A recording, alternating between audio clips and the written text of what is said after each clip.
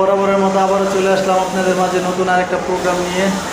তো চলুন প্রোগ্রামটা শুরু করা যাক। জ্যাক মেশিন, ছোট মিনি কোল্ড ড্রিঙ্ক মেশিন, কেউ বলে প্রোফাইল মেশিন। এটা হচ্ছে বিভিন্ন ধরনের যে কোনো নতুন ছোট ছোট ডিজাইন করা যাবে। তো এটার মডেল নাম্বারটা হচ্ছে এটা।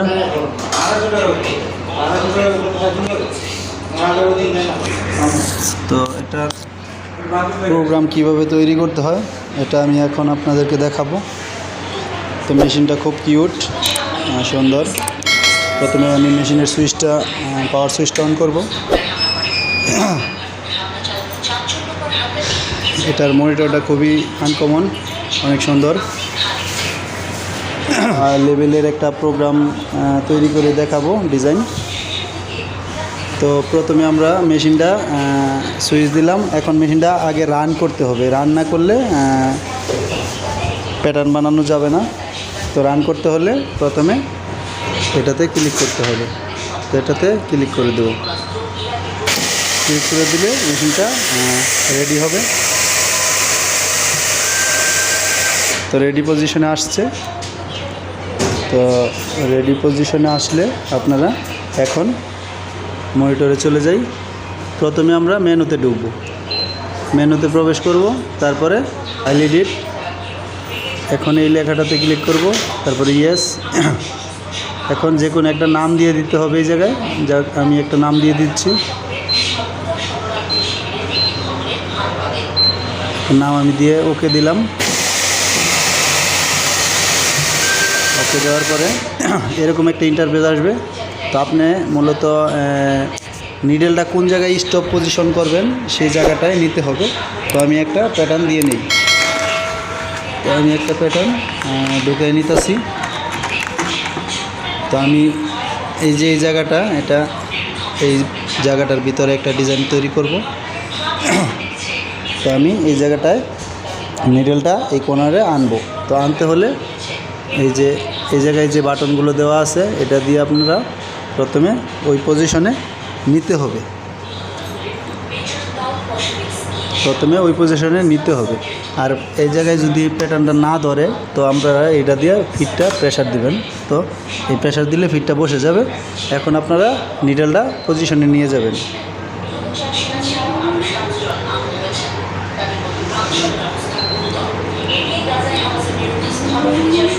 যাইতেছে। তো আপনারা যে জায়গায় নেবেন এই জায়গায় নিয়ে নেবেন। আপনারা এই জায়গায় প্রেশার ফুট দেওয়া আছে, চাইলে চেক করতে পারবেন যে আসলে কোন জায়গায় গেছে। দেখেন প্রেশার ফিটটা পড়ছে, এটা দিলে প্রেশার ফিটটা পড়বে, আপ ডাউন করবে।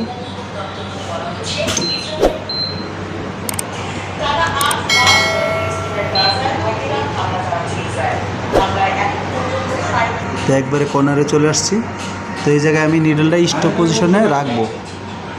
তো রাখতে হলে আমার এখন এই যে কালেক্ট, এটাতে ক্লিক করতে হবে। তো এই কালেক্টে ক্লিক করলে এই জায়গায় একটা রেড কালার চিহ্ন আসবে, তার মানে আমার এই জায়গায় স্টপ পজিশন হয়েছে। তো হওয়ার পরে আপনারা অবশ্যই এই নিডলটা যখন স্টপ পজিশন করবেন তখন এটাকে ব্ল্যাক কালার করে নিতে হবে। হোয়াইট কালার থাকলে এটা হচ্ছে জ্যাম বাটন, তো এটাকে ব্ল্যাক কালার করে নিতে হবে। তো এখন আমি ডিজাইনটা বানাবো, লাইন টানতে হবে। এখন লাইন টানতে হলে এই যে লাইনে যাইতে হবে, এই লাইনে চাইতে হবে।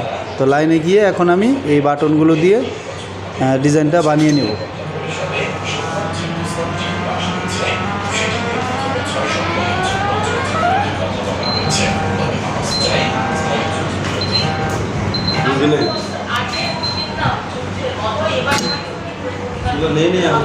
এখন এই জায়গায় কর্নারে আসছি, এখন সেভ দিতে হবে। সেভ এটাতে দিব, আবার নিচের দিকে আসবো।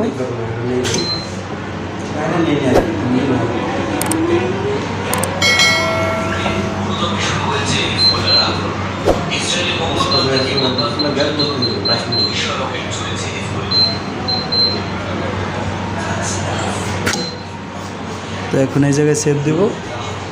প্রত্যেকবার টেনে এটা দিয়ে সেভ করতে হবে। তো আপনারা এইভাবে। তো আমার প্যাটার্নটা এখন বানানো শেষ, ডিজাইনটা করা শেষ। এখন আমি সেভ করব। তো সেভ করার আগে আপনারা যদি স্টিচ কমাতে বাড়াতে চান তাহলে এটা এই যে পয়েন্ট আছে এটা প্লাস মাইনাস করলে আপনারা স্টিচ কমবে বাড়বে। তো আমি 2 পয়েন্ট দিয়ে দিলাম। তো এখানে দিয়ে সেভ করে দিলাম স্টিচ। সেভ করে দেওয়ার পরে এখন আপনার প্যাটার্নটা সেভ করব। সেভ করতে হলে এটাতে ক্লিক করবেন। এটাতে ক্লিক করে এইখানে প্যাটার্নের একটা নাম দিবেন, যে প্যাটার্নের নামটা দিয়ে দিবেন এই জায়গায়।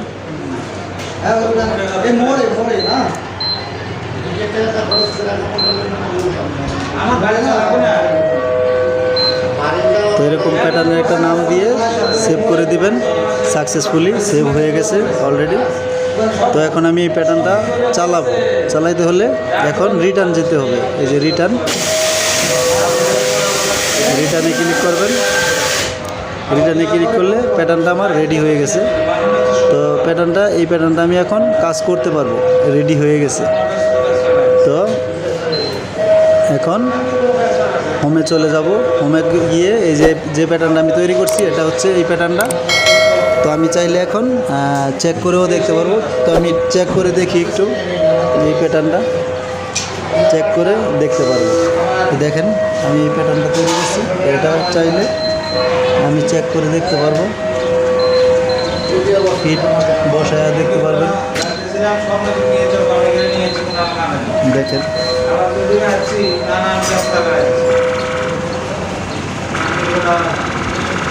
তো আমি এই প্যাটার্নটা তৈরি করছি। তো এটা আমি এখন সুইং করব। চেক করা শেষ, এখন সুইং করব।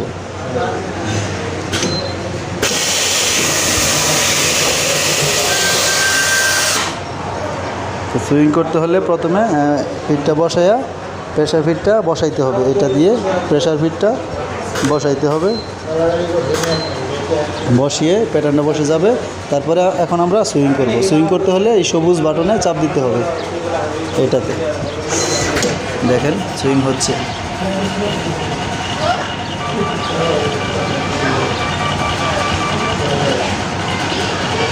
তো সুইং হইতেছে।